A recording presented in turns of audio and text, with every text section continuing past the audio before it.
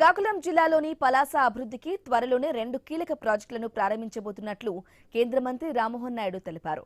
పలాసలో pending లో ఉన్న railway over bridge పనులపై అధికారులతో సమీక్ష చేశారు.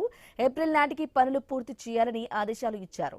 రైల్వే స్టేషన్ సమీపంలో ఉన్న ఆర్ఓబీ పనులు ఆలస్యం కాకుండా చూడాలన్నారు.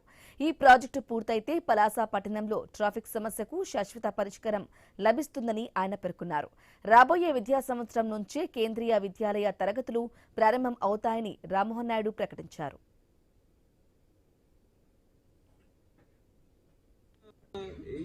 అకాడమిక్ ఇయర్ స్టార్ట్ అవ్వక ముందే టెంపరీ అకామిడేషన్ లోనైనా పలాస కేంద్రీయ విద్యాలయం మొదలు పెట్టాలని చెప్పి ఒక సంకల్పంతో ముందుకెళ్తున్నాం. దానితో పాటు టెంపరీగా ఇప్పుడు ప్రస్తుతం అదే సైట్ లో మనం ఉన్నాం. రైల్వే గతంలో ఇక్కడ ఒక స్కూల్ నడిపేది. ఇక్కడ ఆ స్కూల్ ని కాస్త బ్యారెక్స్ గా కన్వర్ట్ చేశారు.